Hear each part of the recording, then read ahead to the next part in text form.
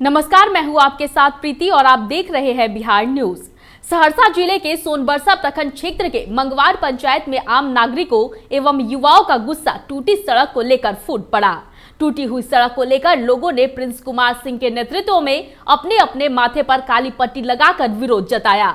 इससे पूर्व के दिनों में भी वहां पर बजरंग दल के प्रिंस सिंह के नेतृत्व में धान रोपनी का कार्यक्रम किया गया था, लेकिन इसके बाद भी जिला प्रशासन की नींद अब तक नहीं टूटी है।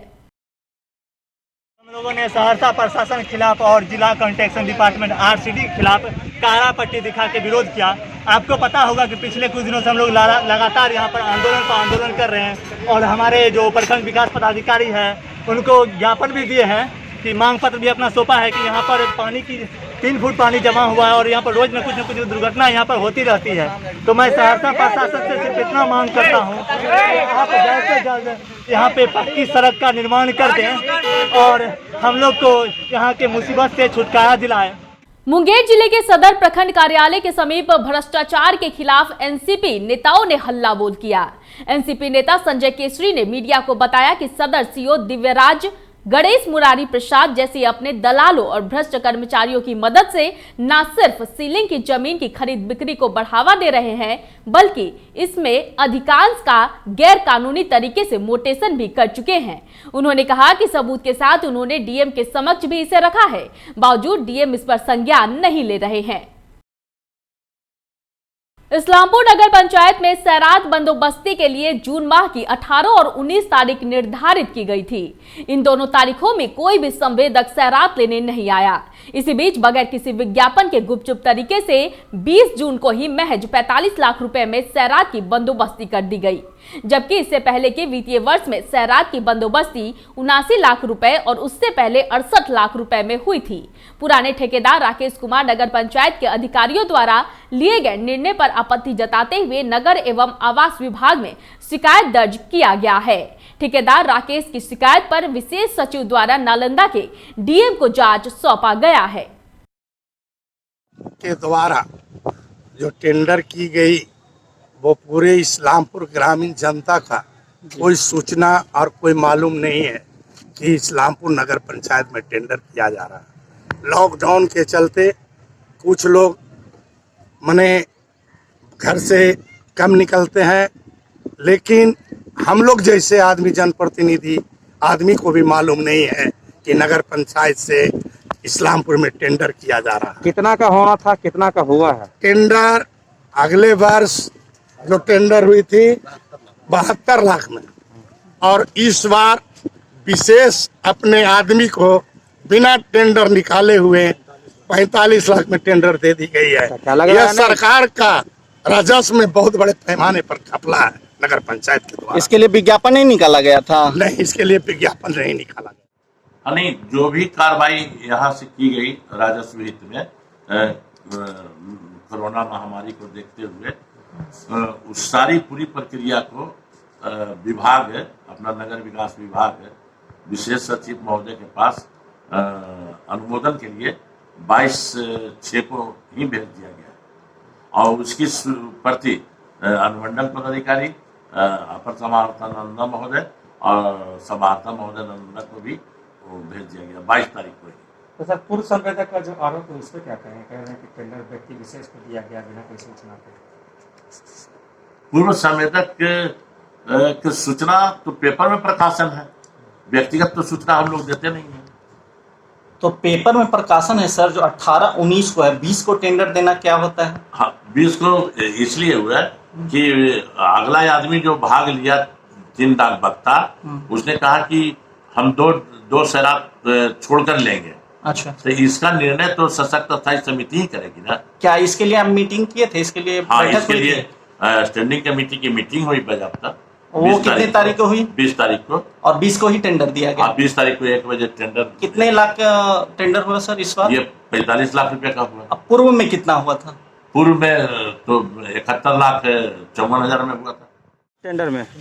नगर पंचायत इस्लामपुर में पिछले 2 बरस से हम संवेदक हैं, लेते आ रहे हैं। शुरू बार में 65 लाख मिले थे, फिर 72 लाख समथिंग मिले थे, और इस बार विज्ञापन 18-19 को 78,79,000 निकाला गया था, जिस समय हम लोग गए बात भी किए तो बोले कि नहीं, इससे पैसा कम नहीं होगा। और अटेंडम 19 तक के विज्ञापन था और 20 तारीख को किसी दूसरे आदमी को 45 लाख में टेंडर दे दिया जो बिना विज्ञापन के, और हमें भी मालूम नहीं है। तो क्या लग रहा है, घोटाला लग रहा है, झगड़ा झाला क्या लग रहा है? इसमें बिहार सरकार का राजस्व का बहुत बड़ा घोटाला है। किसी अन्य आदमी से पैसा लेकर उनको टेंडर दिया गया है। तो क्या कौन लोग दोषी हैं इसमें? इसमें कार्यपालक अभियंता और एक हैं बड़ा बाबू रवि सिंह, वही ये सब किए हैं। कार्रवाई हुई है? कार्रवाई अभी नगर विकास मंत्रालय में दिए हैं आवेदन, जो डीएम साहब यहाँ आ गया 1 सप्ताह में रिपोर्ट विभाग से मांगा गया है, और एक डीएम साहब को भी आवेदन दिए थे, वही रिपोर्ट ऑफिस से मांगा गया है। क्या नाम है? राकेश कुमार। बिहार थाना क्षेत्र के शेखना मोहल्ला में चोरी की नियत से घर में घुसे चोरों ने नाइट गार्ड की गला दबाकर हत्या कर फरार हो गए। घटना की सूचना मिलते ही बिहार थाना के इंस्पेक्टर दीपक कुमार और सर्कल इंस्पेक्टर मोहम्मद मुश्ताक अहमद मौके वारदात पर पहुंचकर शव को अपने कब्जे में लेते हुए मामले की जांच में जुट गए। हालांकि इस दौरान चोर चोरी करने में असफल रहे। मामले को लेकर थाना अध्यक्ष दीपक कुमार ने कहा कि पुलिस जल्द ही कातिल को पकड़ लेगी। घटना तो हम 9 बजे हमको फ़ोन आया था कि मर्डर हो गया है किसी का, तो हम जब गए तो देखा कि मोहल्ले ही के हैं, अमानुल्लाह नाम है उनका। अच्छा। तो जब घुसे तो देखा कि बाहर का मेन डोर का ग्रिल का ताला टूटा हुआ था, और अंदर गए तो अंदर का दरवाज़ा भी टूटा हुआ है, और पूरा अलमारी जितना था सब पूरा निकाल के सामान फेंका हुआ रूम का, और अलमारी का पूरा दरवाज़ा भी फाड़ा हुआ है। और दूसरे रूम में उनका बॉडी रखा हुआ था, उसमें देखा कि गले पर दाग है और हाथ लगता गला घोटा गया है, देखने में सही लग रहा है। क्या लग रहा है, चोरी की नियत से घुसा था क्या? अब चोरी की नियत से लग रहा है, अब कंफर्म अभी तो जब तक पुलिस कुछ कंफर्म नहीं कहती है क्या चोरी हुआ है कि नहीं हुआ? चोरी के बारे में तो कुछ पता नहीं चला, सामान वामान उगटा हुआ है, लेकिन चोरी का भी कुछ ऐसा सामान चोरी होने का। किनका मकान था वो एक डॉक्टर साहब का मकान था, वो उनके घर में सोते थे, कुछ महीने से गलत देखभाली के लिए रखते थे। अच्छा, डॉक्टर साहब यहाँ नहीं रहते थे? हाँ, डॉक्टर साहब भी यहीं रहते, लेकिन घर उनका वहाँ सुलवाते थे उनको, बस एक आदमी वही सोता। क्या नाम है डॉक्टर साहब का? डॉक्टर साहब का क्या नाम था, हक, घर तो एम हक लिखा हुआ है उनके। अच्छा, एम हक था। कंफर्म नहीं है, मतलब वही कारण गला दबा के मार दिया है? अब कारण क्लियर नहीं, कारण नहीं कहते, लेकिन गला दबा के हत्या, गला दबा कर, मतलब गार्ड के रूप में वहाँ रहते थे? हाँ, वहाँ गार्ड के रूप में। क्या नाम है आपका? उनका नाम था अमानुल्लाह। आपका नाम क्या हुआ? मेरा नाम मोहम्मद इंतखाब अशरफ। कौन सा मोहल्ला? बड़ी शखाना। मशरक थाना क्षेत्र के कर्णकुदरिया गोलंबर के निकट पोखर में डूबे युवक के शव की खोजबीन प्रशासन की देखरेख में जारी है। शव की तलाश होते देख लोगों की भीड़ भारी संख्या में उमड़ पड़ी। मौके पर सीओ ललित कुमार सिंह ने बताया कि 35 वर्षीय जितेंद्र कुमार नहाने के लिए पोखर में गया, लेकिन ज्यादा पानी में चले जाने से वह डूब गया। ये एक सिमरी गांव है, यहाँ हम लोग के बॉर्डर पर पानापुर में पड़ता है, और ये पोखरा जो है ये कर्णकुदरिया पंचायत मशरक में पड़ता है। यहाँ एक जितेंद्र नाम का 35 वर्षीय व्यक्ति आकर के नहाने के लिए आया हुआ था कल 3 बजे, और वो डूब गया है, और उसको कल से ही प्रयास किया जा रहा है निकालने का। अभी प्रयास जारी है, हमारे गोताखोर लोग पानापुर से ही बुलाए गए हैं, और सारे लोग आए हुए हैं और अपना प्रयास कर रहे हैं, और देखते हैं उसके बाद एनडीआरएफ टीम को भी हम बुला लिए हैं। अगर इन लोगों से संभव नहीं हुआ तो उन लोगों को लगाया जाएगा, और उम्मीद है कि 1-2 घंटे में हम लोग सफल हो जाएंगे। अररिया सदर अस्पताल के कर्मियों की बड़ी लापरवाही सामने आई है। बता दें कि अस्पताल में इलाज के लिए भर्ती एक 40 वर्षीय व्यक्ति की मौत हो गई थी, जिसका कोविड-19 का रिपोर्ट पॉजिटिव आया है। वहीं अस्पताल के कर्मियों ने बिना शव को पैक किए यूं ही एम्बुलेंस से भेज दिया। वहीं स्थानीय जनप्रतिनिधियों ने सवाल उठाते हुए कहा है कि स्वास्थ्य विभाग के लोगों ने जब कोविड का टेस्ट किया था तो किस आधार पर शव को बिना पैक किए ही ग्रामीणों के बीच भेज दिया। आयु लगभग है इस व्यक्ति का, ये बेंगलोर से 23 तारीख को यहाँ आया था। उसके बाद इसकी तबीयत खराब होने लगी, तो ये लोग प्राइवेट डॉक्टर पहले नैयर हबीब साहब के यहाँ गए, तो नैयर हबीब साहब इनको दवा हुआ दिए, लेकिन उससे कोई फ़ायदा नहीं हुआ। उसके बाद ये लोग ओम प्रकाश साहब को दिखाए, उनके यहाँ भी फ़ायदा नहीं हुआ। तो आज ये लोग सदर अस्पताल अररिया लेकर के इनको गए, और सदर अस्पताल में सबसे पहले इनका कोविड का टेस्ट लिया गया सैंपल, और उसको जाँच में भेजा गया। टेस्ट लेने के 3 घंटे के बाद ही इसकी मृत्यु हो जाती है, और सदर अस्पताल के चाहे वो सीएच हो, जो भी वहाँ इंचार्ज हो, बगैर टेस्ट रिपोर्ट आए हुए उनको खुले हुए वैसे ही हालत में उनके घर पर एम्बुलेंस के द्वारा, सरकारी एम्बुलेंस के द्वारा भेज दिया गया। जब हम लोगों को ये मालूम हुई कि उनका टेस्ट लिया गया था, हमने कहा कि अब तक इसका रिपोर्ट नहीं आया था, इस एम्बुलेंस को यहाँ से जाने नहीं देंगे और नहीं इसको खोलने देंगे गेट को किसी को। ड्राइवर को बाहर करवा दिए, एम्बुलेंस को लॉक करवा दिए। उसके बाद 4 साढ़े 4 बजे जब रिपोर्ट आता है तो मालूम होता है कि उनका रिपोर्ट पॉजिटिव है। अब इतनी बड़ी ब्लंडर भूल कहिए या इतनी बड़ी गलती या लापरवाही कहिए कि ये सदर अस्पताल के पदाधिकारी इससे पहले भी किए हैं, फिर कर रहे हैं। और सरकार कहती है कि कोविड की वजह से पूरा सतर्कता बरता जा रहा है। पूरा जो है इसमें सब लोग मिल करके पूरा कंसस है। हम तो यही कहेंगे कि ये सरकार पूरी तरह से विफल है। इसके क्या कहें, कोरोना के केस में भी मान लीजिए विफल अगर है। आप लोग अगर ये सजगता नहीं दिखाते तो इसका क्या परिणाम होता है? आज हम लोग अगर ये नहीं करते तो जिस तरह का घटना हुआ था, हमारे गांव के नौजवान लड़के की मृत्यु हुई थी, किसी को पता भी नहीं था कि ये कोरोना से मरे हैं। लोगों का हुजूम आ गया था, औरत मर्द बच्चा। आज क्या होता कहना मुश्किल था। बहुत बड़ी और अभी तक कोई भी पदाधिकारी, चाहे वो प्रशासन के हो, चाहे आपको क्या कहते हैं कि मेडिकल टीम हो, कोई भी यहाँ नहीं आया पूछने के लिए। हम लोग लगातार फ़ोन कर रहे हैं, सारे लोगों का फ़ोन रिकॉर्ड हम लोगों के पास है। बहुत बड़ी लापरवाही है जी, बहुत बड़ी लापरवाही है प्रशासन की भी और मेडिकल टीम की भी। लोग कोरोना पॉजिटिव अंतिम संस्कार में जो शामिल होते वो होते, और जितने गांव की महिला और गांव के बच्चे उनको देखते आते वो लोग सारे लोग पॉजिटिव होते। वह व्यक्ति लगभग 10 दिन पूर्व बंगलोर से आया था और उसका इलाज जो है सो एक प्राइवेट डॉक्टर हैं नैयर हबीब, उनके यहाँ इलाज चल रहा था। उसके बाद जो है सो करीब उसकी तबीयत कल खराब हो गई। उसकी तबीयत जो है सो ज़्यादा खराब हो गई तो उसे हॉस्पिटल में लोग इलाज के लिए आया। जैसे ही लोग यहाँ हमारे डॉक्टर ने देखा कि उसकी तबीयत खराब हो रही है तो उसका पहले एक स्वाब लिया और फिर उसको रेफ़र कर दिए दरभंगा मेडिकल कॉलेज हॉस्पिटल।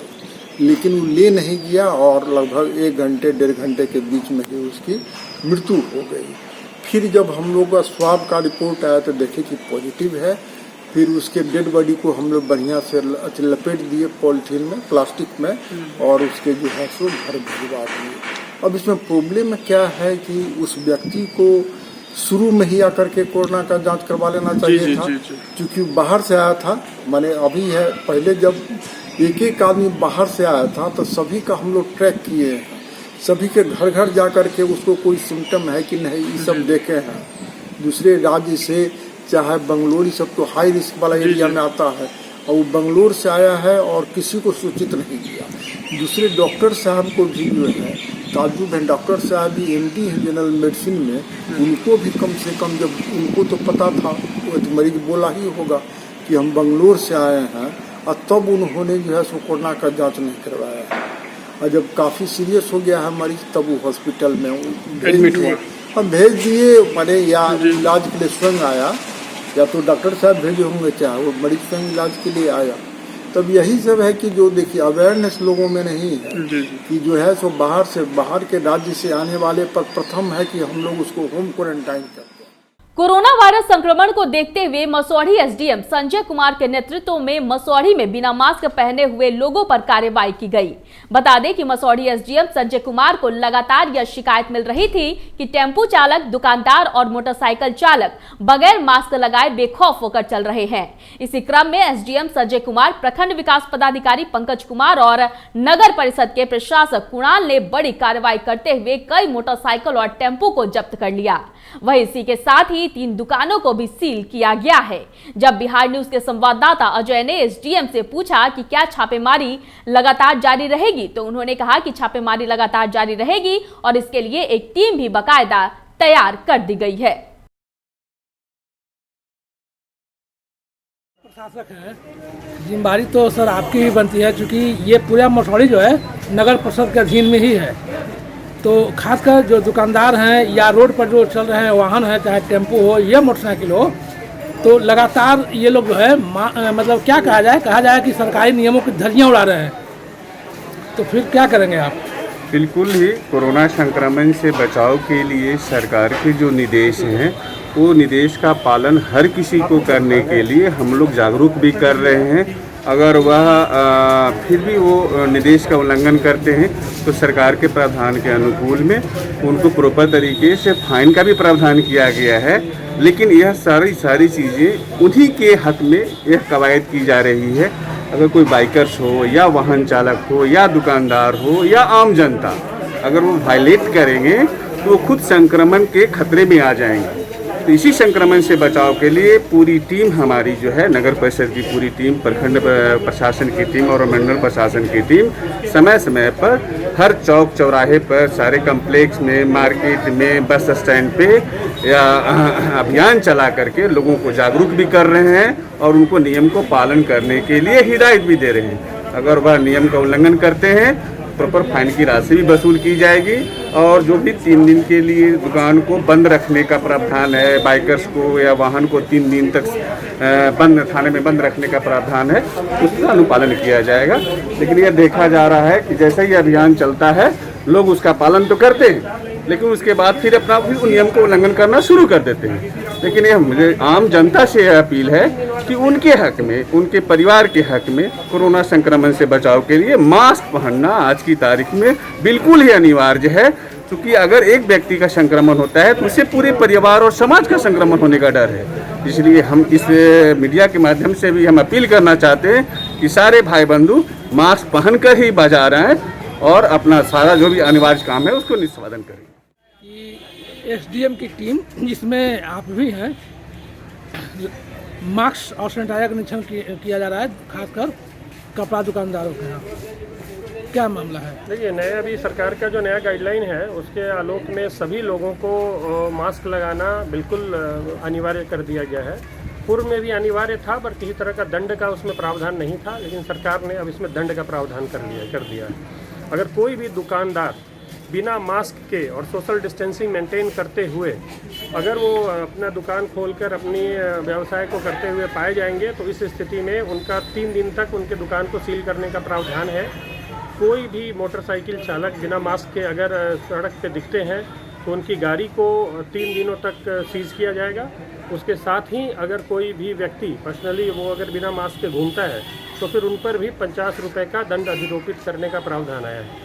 इन्हीं प्रावधानों को सख्ती से लागू कराने के लिए आज पूरा प्रशासन मसौढ़ी में घूम कर एक तो हम लोग प्रचार प्रसार भी करवा रहे हैं और साथ में अगर कहीं भी हम लोग इस तरह की दिक्कतें मिल रही है तो हम लोग कार्रवाई भी कर रहे हैं। इसी आलोक में अभी लगभग 10-15 बाइक्स को भी मतलब थाने में लगाया गया है और एसडीओ सर के द्वारा भी विजिट किया गया है और जो दुकानें यहाँ पे इस तरह से मिली है जो इन प्रावधानों का उल्लंघन कर रही थी तो उन्हें भी सील किया गया है। ऐसा देखा गया है कि रोड पर बहुत से टेम्पो चालक हैं जो अपने टेम्पो में भीड़ जो है आदमियों को ठूस कर भर रहे हैं और न तो वहाँ मास्क का प्रयोग किया जा रहा है और न ही सैनिटाइजर का। नहीं, आज हम लोगों ने 2 टेम्पो को अभी पकड़ा है। अभी थोड़ी देर पहले हम लोगों ने 2 टेम्पो को भी पकड़ा है, ठीक है, और उसे अभी थाने में लगाया गया है। बिल्कुल अगर इस तरह की घटना फिर प्रकाश में अगर आएगी तो हम लोग आने वाले समय में और सख्ती से कार्रवाई करेंगे। मसौढ़ी बाजार में कई दुकानदारों में छापामारी की गई, साथ ही साथ टेम्पो चालकों को उनके टेम्पो को जब्त कर लिया, कई वाहन भी पकड़े हैं, मोटरसाइकिल वाहन। तो सरकार ये जो कार्य चल रहे हैं प्रक्रिया जो आपके द्वारा अपनाई गई है कि अगर मास्क नहीं पहनते हैं तो उन्हें दंडित किया जाएगा, तो क्या ये जारी रहेगा? बिल्कुल ये जारी रहेगा। जैसा कि आप और हम जान रहे हैं कि जब मास पैमाने पे इसकी जांच की जा रही है तो बहुत संख्या में लोग जो है संक्रमित पाए जा रहे हैं। अतः लोगों को अपने भी बचना है, दूसरे को भी बचाना है। इसके लिए मास्क पहनना बहुत ज़रूरी है, सैनिटाइजर रखना बहुत ज़रूरी है, एक दूसरे को सैनिटाइज करना बहुत ज़रूरी है। अतः इसके मद्देनजर रखते हुए अभी ये अभियान जारी रहेगा। जो भी वाहन पकड़े गए हैं तो क्या उसे जुर्माना वसूला जाएगा? बिल्कुल, उनसे जुर्माना ही वसूला जाएगा और 3 दिन तक जो है उनका परिचालन भी बंद किया जाएगा। इसलिए तो कोई टीम गठित हुई है क्या? हाँ, उसके लिए जो है टीम गठित कर दी गई है, अभियान दल जो है बनाया गया है। प्रत्येक दिन जो है जारी रहेगा ये।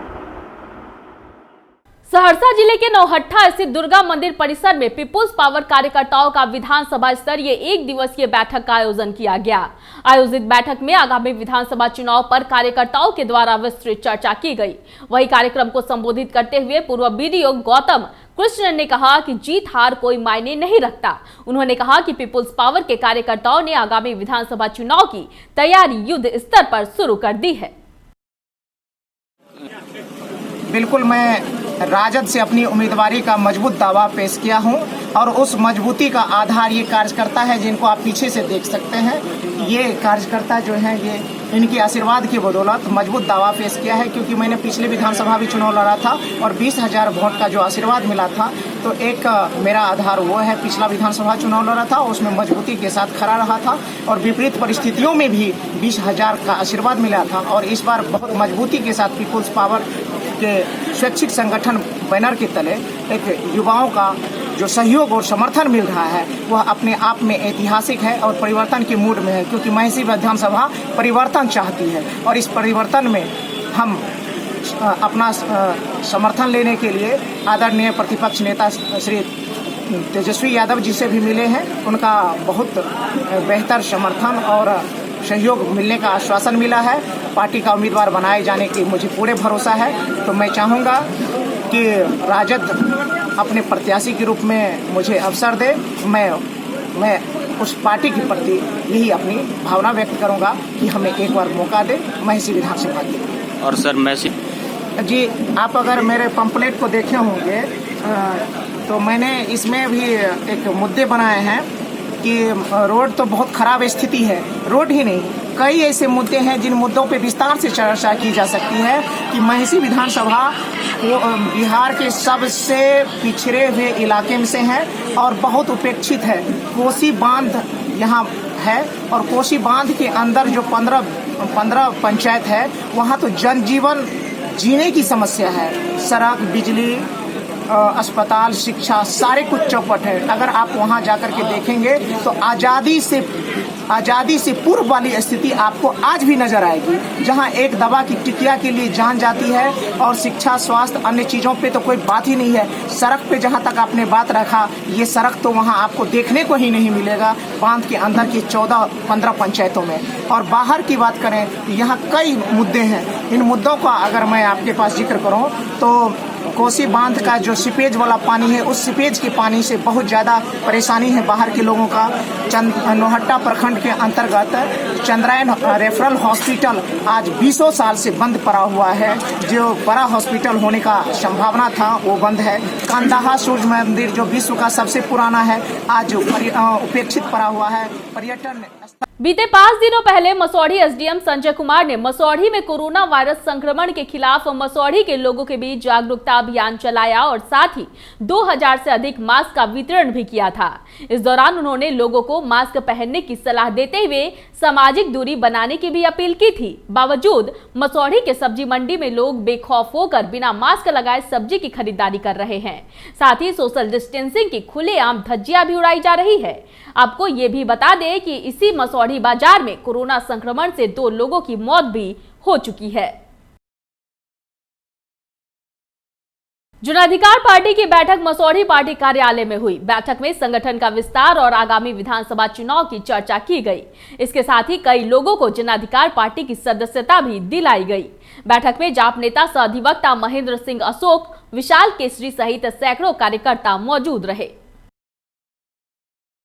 बिहटा सरमेरा पथ पर हनुमान सिटी रियल एस्टेट कार्यालय का विधिवत पूजा अर्चना के बाद उद्घाटन हुआ। उद्घाटन के पूर्व लोगों के बीच कोरोना वायरस संक्रमण को देखते हुए प्रदेश युवा जदयू के सचिव नीरज पटेल के द्वारा लोगों के बीच मास्क और सैनिटाइजर का वितरण किया गया। मौके पर नीरज पटेल ने कहा कि कार्यालय खोलने से कई मजदूरों को रोजगार मिलेगा, साथ ही बिहार सरकार को भी इससे कर की प्राप्ति होगी। मौके पर जदयू नगर महासचिव राहुल खंडेलवाल, पूर्व उप प्रमुख गुड्डू सिंह सहित कई लोग मौजूद रहे। किस तरह का कार्यालय का उद्घाटन हुआ? कथा पूजा था सत्यनारायण भगवान का। कार्यालय का उद्घाटन हुआ क्या? जी। किस तरह का कार्यालय है ये अपना छोटा मोटा ऑफिस है। किस चीज़ का ऑफिस है? जमीन खरीद बिक्री करने। किस प्रकार के कार्यालय का उद्घाटन हुआ है? आज पुनपुन प्रखंड में बीटा सनमेरा रोड पे एक रियल एस्टेट कंपनी का उद्घाटन किया गया है, जिससे कोरोना जैसे आपदा में 500 से 1000 लोगों की रोजगार इसमें मिल सकेगी। बेरोजगारों के लिए रोजगार के ऑफिस खुला है। सरकार का ही लक्ष्य है, सरकार का ही उद्देश्य है कि कोरोना वायरस संक्रमण में अधिक से अधिक प्रवासी मजदूरों को रोजगार दिया जा सके। क्या आप भी रोजगार मुहैया कराएंगे क्या? जी, इसमें करीब 400 से 500 लोग इस संगठन से उनके फैमिली की रोजी रोटी चलेगी, जो कि एक नेटवर्क की तरह वो लोग काम करेंगे। ज़मीन, मेरा नाम हुआ Hanuman city real estate company है, डायरेक्टर धीरेन्द्र सीमेंट एजेंसी हैं, और इसमें 400 से 500 लोगों की रोज़गार मिलने की 100% चांस है। वो सब दैनिक होंगे या मंथली होंगे? नहीं, वो लोग जो होंगे उसमें से कुछ मंथली होंगे, कुछ फील्ड वर्क होंगे, मार्केटिंग करेंगे, मार्केटिंग के आधार पर उन्हें दिया जाएगा, वेतनमान के तौर पर कुछ लोग होंगे। मुख्य रूप से ये जो ज़मीन कारोबार का यहाँ कार्यालय खुला है जी, ये मुख्य रूप से ज़मीन खरीद बिक्री के लिए लाइसेंसी कार्यालय है, जिसमें रेरा अप्रूवल है, जीएसटी अप्रूवल है, और इस कंपनी से सरकार को भी फायदा होगी, क्योंकि जीएसटी रिटर्न भराएगी, रेरा में पैसा जाएगी, और उस रेरा के माध्यम से सारे लोग इसमें ज़मीन में अपना पैसा इन्वेस्ट करेंगे। उसमें जो एजेंट होंगे, बीच के जितने भी सदस्य होंगे टीम, सारे लोग की रोजी रोटी चलेगी। इस वक्त की खबरों में फिलहाल इतना ही। मुझे दीजिए इजाजत, लेकिन देखते रहिए बिहार न्यूज। नमस्कार।